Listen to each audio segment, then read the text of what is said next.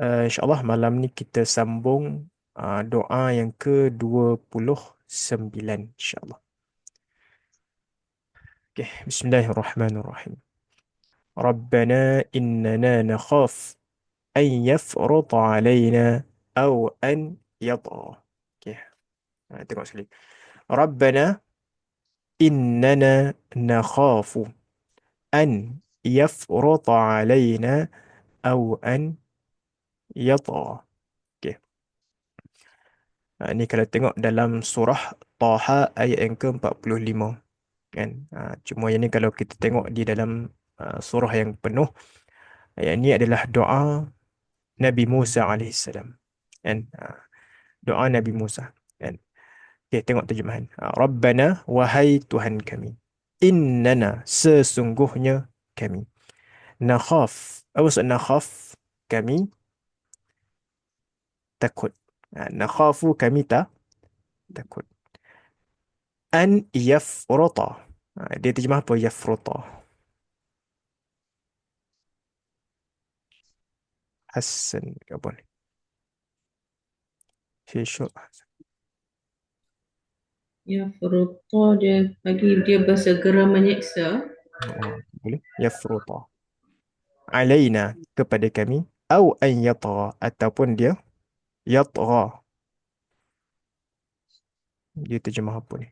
Yang tu melewati batas. Dia siapa? Melampau. Melampaui batas.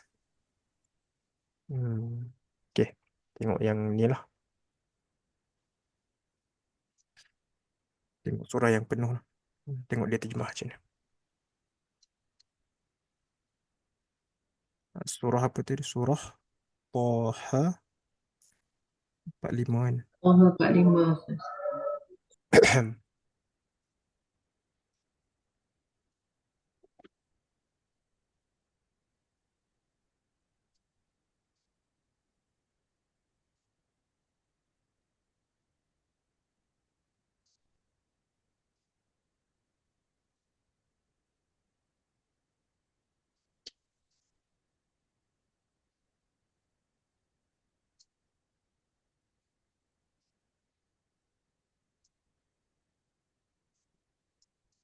Okey.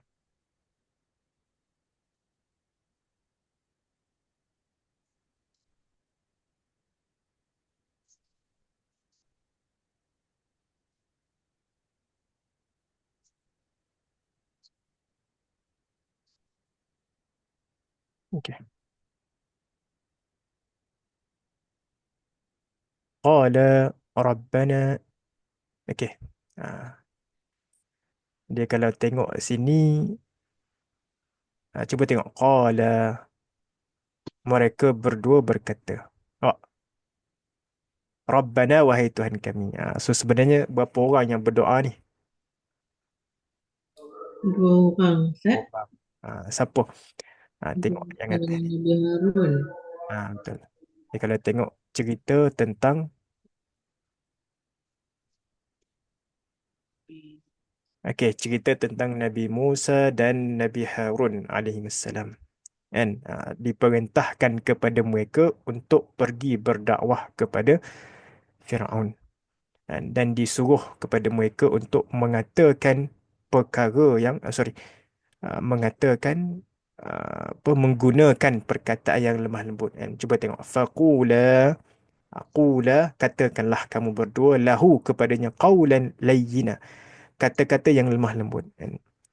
La'allahu yatadhakkaru aw yakhsha, semoga ia yatadhakkaru, ia beringat, mengambil peringatan, aw yakhsha, ataupun dia takut. Kan? Ini mereka dua, iaitu Nabi Musa dan Nabi Harun berdoa. Qala, mereka berdua berdoa. Rabbana, wahai Tuhan kami, innana, sesungguhnya kami, nakhafu, kami takut, an yafruta, bahawa dia segera menyeksa, alaina, kami, au an yatgha, ataupun dia melampaui batas. Okey, cuba perhatikan. Yang atas, qala, ayat 46, qala la takhafa. Nampak beza dia? Yang atas, Yang atas dua orang, yang bawah seorang. ah, yang atas qala. Yang kat sini qala. Maksudnya kat sini dua orang. Dan yang kat sini seorang. Cuma kat sini siapa? Yang ni merujuk kepada Allah. Huwa kat situ rujuk kepada Allah. Qala la takhafa. Allah berfirman, la takhafa, janganlah kamu berdua takut. Kan? Innani ma'akuma asma'u wa ara. Sesungguhnya aku bersama kamu berdua. Asma'u, aku mendengar kamu dan melihat kamu. Cuma kalau tengoklah asma'u dengan ara ni dia perlu maf'ul. Cuma kat sini dia tak sebut maf'ul. Tapi kalau tengok dalam terjemahan, ada sebut tak maf'ul? Ya, ada. Ini segala-galanya. Sebab kalau tengok terjemahan asma'u, aku mendengar. Ara, aku melihat. Dengar dan lihat apa? Dan, dia letakkan maf'ul kat sini segala-galanya. Segala apa yang berlaku itu dalam pemerhatian dan pendengaran Allah. Kan? Okey. So ini adalah doa siapa ni? Doa Nabi Musa dan Nabi Harun. Kan? Okey. قال ربنا إننا نخاف أن يفرط علينا أو أن يطغى. Okey. Kita tengok dulu terjemahan. Tengok yang dari sudut bahasa Arab je. Okey, Rabbana, wahai Tuhan kami.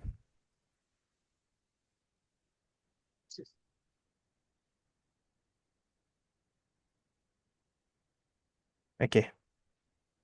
Rabbana, sama seperti yang biasa. Rabbana dia munada, kan? Munada mudhaf. Innana, sesungguhnya kami. Innana digabung berapa perkataan tu situ? Dua, kan? Inna satu, na satu. Nakhafu, kami takut. Takut apa? An yafruta alaina. Cuma kalau tengoklah, an yafruta alaina, itu kalau tengok tu, sebab yafruta, nakhafu, takut. Betul tak?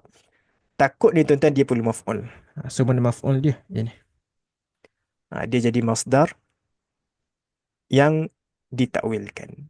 Disebut sebagai masdar muawwal. Kan? Okay, masdar itulah yang jadi maf'ul kepada nakhaf. Sebab tu kalau tengok an yatgha, pattern sama.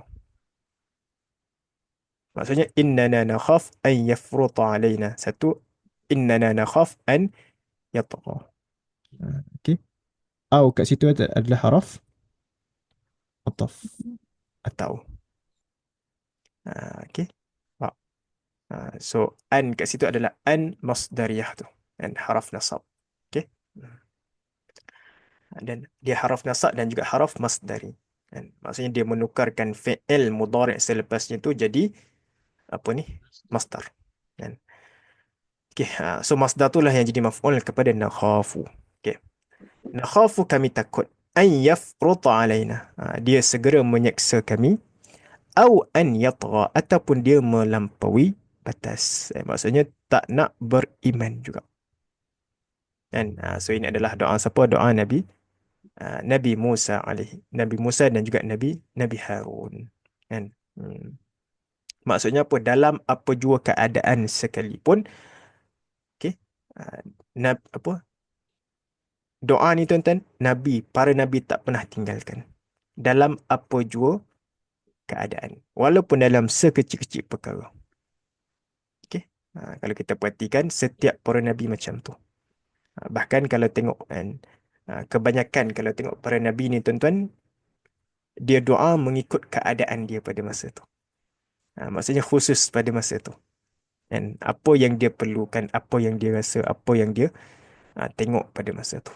Kan? Tu doa khusus kan. Okey.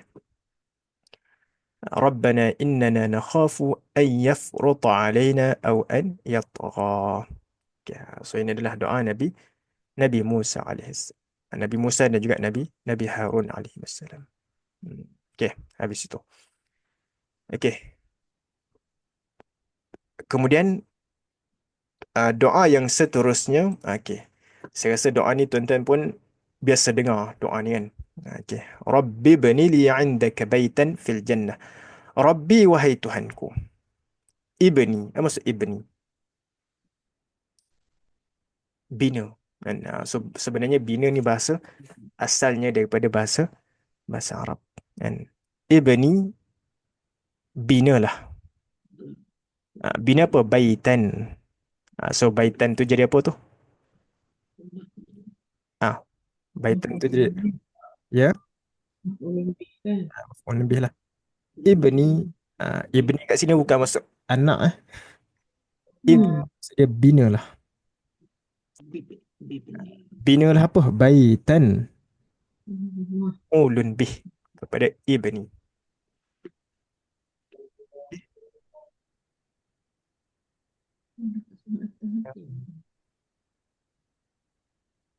Saya ingat Fir'aun. Fir'aun ada juga disebut masa dia suruh Haman suruh binakan Sarha. Sarha ni tower lah kita sebut kan. Apa tower? Apa bahasa Melayu tahu? Menara kan. Menara kan.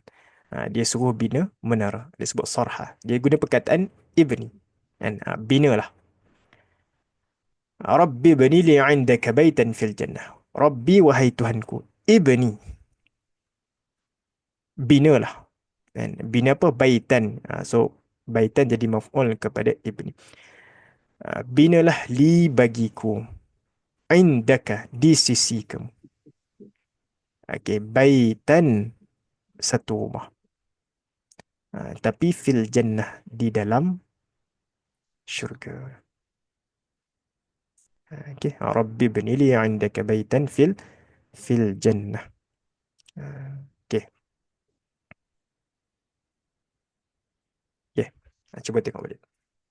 Ini kalau tengok dalam surah At-Tahrim, dia ayat yang last. Dia kalau tengoklah dalam surah At-Tahrim, seingat saya yang last, ayat-ayat yang last disebut dua contoh.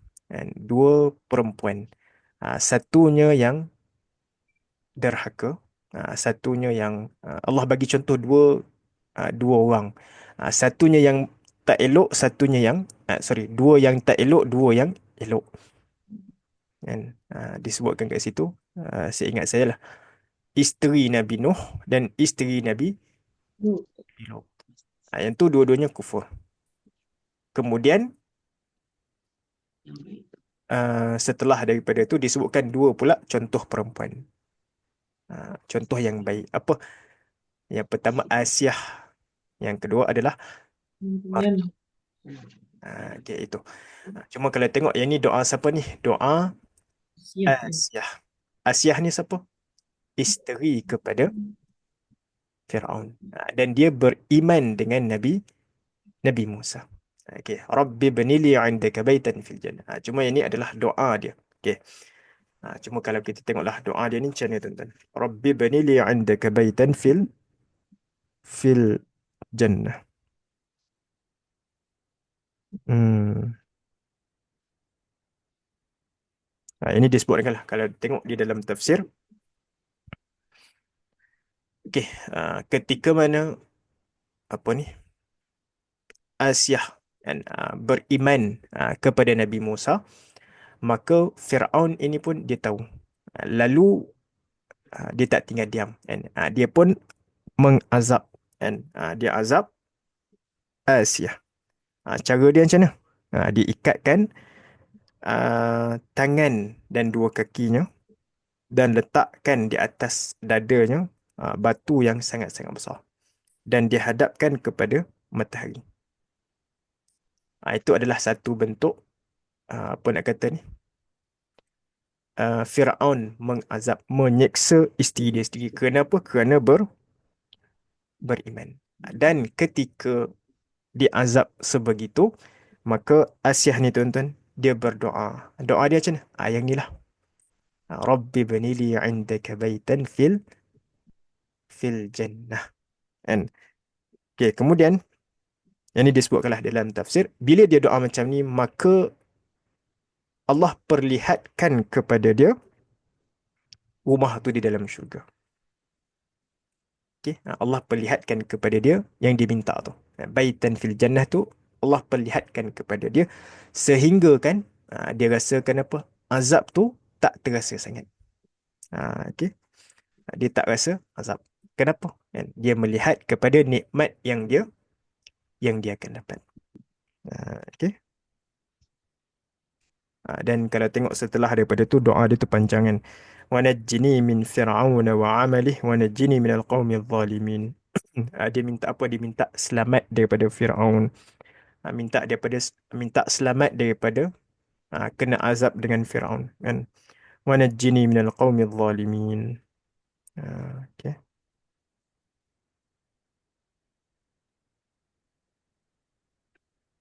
Okey. Dan setelah daripada dia mati, sorry, bila dia doa macam tu, setelah daripada tu Allah matikan dia kan. Ah,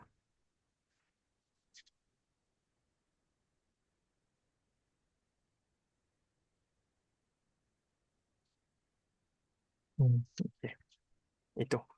Itu adalah apa nak kata ni? Satu contoh daripada perempuan kan, yang beriman dengan Nabi Musa alaihissalam kan.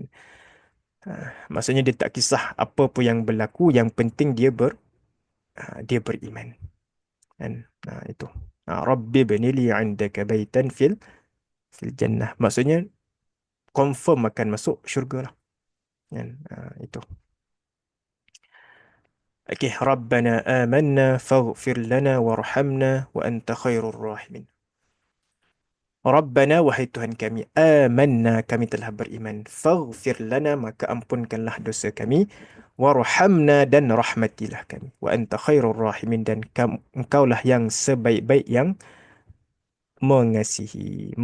Mengasihi ataupun mengasihani. Dan Rabbana, wahai Tuhan kami, amanna, kami telah beriman. Faghfir lana warhamna wa anta khairur rahimin. Okey, cuba tengok. Doanya yang mana? Waghfir lana. Ighfir lana satu, warhamna. Itu doa. Doanya yang tu. Yang pertama ni, Rabbana amanna. Ya Allah, kami telah beriman. Kan? Kemudian, faghfir lana warhamna. Minta ampun dan minta rahmat. Kenapa? Wa anta khairur rahimin. Ini adalah pujian kepada Allah. Wa anta khairur rahimin. Sedang kerana engkaulah yang sebaik-baik yang mengasihani. Itu wa anta khairur rahimin. Okey. Cuma saya tinggallah dulu masa duk belajar dulu kan. Ni cerita lama lah kan. Dan tanda rahmat Allah, tanda kasih sayangnya Allah tu macam mana? Dan ini yang dulu lah saya pernah belajar kan. Seorang guru ni dia pernah sebut kan, dia kata kasih sayang Allah ni tuan-tuan melebihi daripada kasih sayang ibu kepada anak dia. Saya pun masa tu tak faham kan. Terkenung lama kan.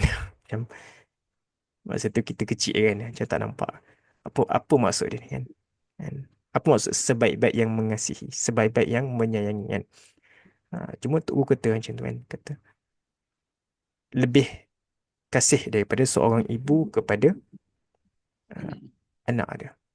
Kan? Dia renung lama kan. Uh, Rupanya bila kita dah belajar, oh baru nampak sebenarnya. Rupanya melebihi daripada itu lagi lah. Kan? Melebihi daripada itu lagi lah. Kan? Contohnya apa tuan-tuan? Contohnya kan, kita pernah buat silap ke apa kan. Tiba-tiba Allah bagi lagi peluang. Kan? Ataupun segala jenis lah. Kan? Allah masih merahmati kita. Kan? Itu. Wa anta khairur rahim. Engkaulah sebaik-baik yang mengasihani. Kan? Okey. Okey. Rabbana amanna faghfir lana warhamna wa anta khairur rahimin. Dan apa nak kata ni? Kita ni tak lama lagi lah nak masuk kepada bulan Ramadan. Dan so semoga dengan Ramadan kali ini okay, kita mendapat maghfirah dan rahmat daripada Allah. Itu je lah kan. Okey. So kita habis doa 31. Cuma doa 32 ni tuan-tuan, dia tak penuh ni. Dia tak penuh ni. Kena tengok daripada ayat depan lagi kan. So Minggu depan dah puasa belum? Hari apa kita puasa? Ha, Khamis Ustaz. Khamis eh? So minggu depan on lagi lah. Kan? InsyaAllah minggu depan on lagi. Hari Ahad kan? InsyaAllah. So minggu depan lah kita sambung doa yang ke-30. 32. Okey. Cuma kita sambung sikit berkenaan dengan apa ni? Akidah insyaAllah. Kita sambung sikit je. Kan? Tak lama lah kan? Okey.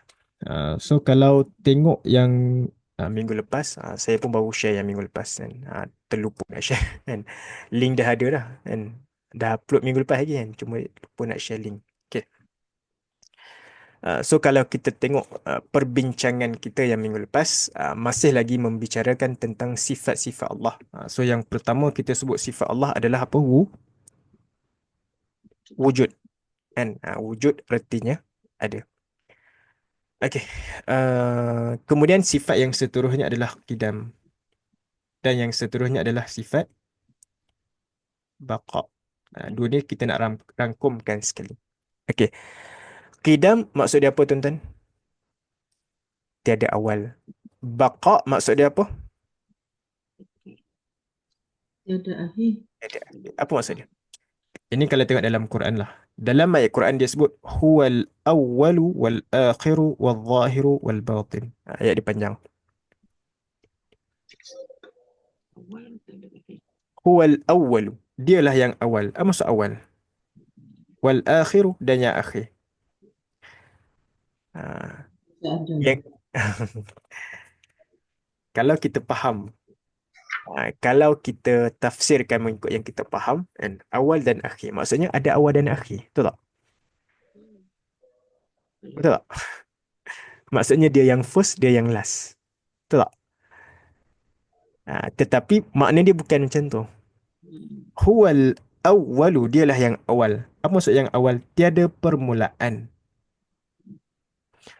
Wal akhiru, dan dialah yang akhir. Maksudnya tiada pengakhiran. Nampak?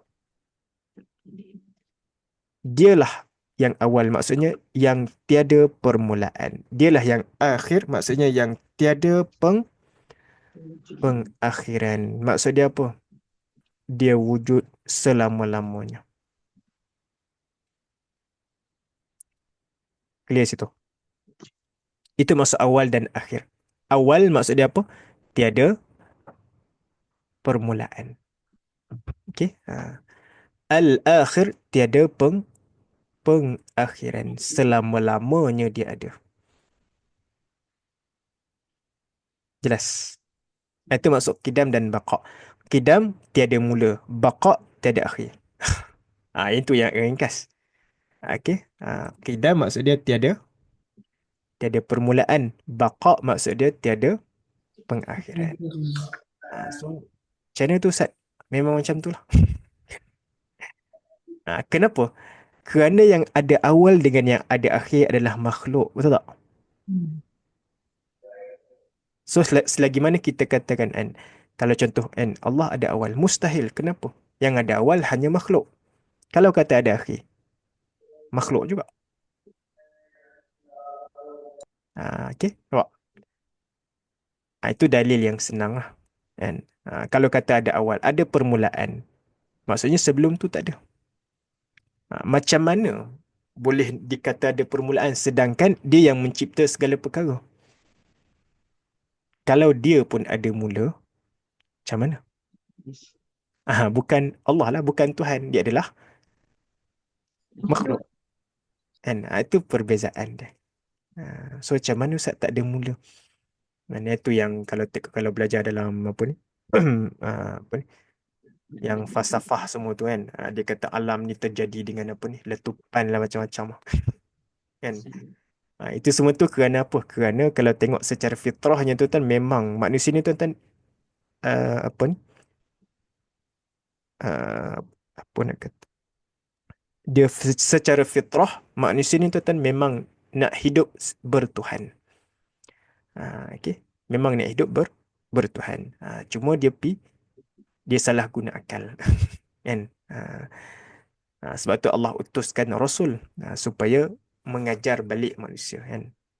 Okey, mengajar manusia supaya mentauhidkan Allah, mengenalkan siapa pencipta, siapakah Tuhan yang sebenar. Okey, itu. Huwal awwal wal akhir. Dialah yang awal, maksudnya dialah yang ada tanpa permulaan dan dialah yang ada tanpa pengakhiran. Kalau ada awal dan ada akhir, itu adalah makhluk. Itu bukan Tuhan. Okey, itu. Dan kalau tengok dalam perbahasan ilmu tauhid, panjanglah cerita kan. Dia ada bagi dalil kan. Kenapa kita kata Allah ni tidak, macam mana kita boleh kata Allah ni tiada permulaan. Antaranya dia kata apa? Kalau Allah tu ada mula, maksudnya ada pencipta. Ah, Kan? Kalau dia pencipta, macam mana nak kata jadi Tuhan? Kalaulah Allah akan binasa, mustahil. Kan? Kenapa? Kalau binasa, alam ni macam mana? Itu mustahil sama sekali. Kan? Huwal awwalu wal akhir. Dialah yang awal, iaitu tiada permulaan. Dialah yang akhir, iaitu tiada pengakhiran.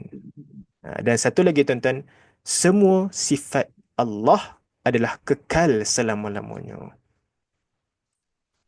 Wala. Semua sifat Allah adalah kekal selama-lamanya. Contoh kita kata kudrat, iradat, ilmu, hayat, sama' basar. Semua sifat itu adalah kekal selama-lamanya. Okay. Sebab itulah kalau tuan-tuan tengok balik kisah Nabi Ibrahim alaihissalam, ingat tak ketika mana dia apa ni? Dia mencari Tuhan tu. Ingat tak? Bila dia tengok matahari, bila tengok apa? Bila siang hari dia tengok matahari, oh besar kan? Okay. Hadza Rabbi. Dia kata, ini Tuhan kot. Tetapi malamnya hilang. Malamnya pula munculnya apa? Bulan terang. Kan? Dia kata, ini ikut Tuhan. Kan? Tiba-tiba besok tak ada pula. Okay. Maksudnya apa tuan-tuan?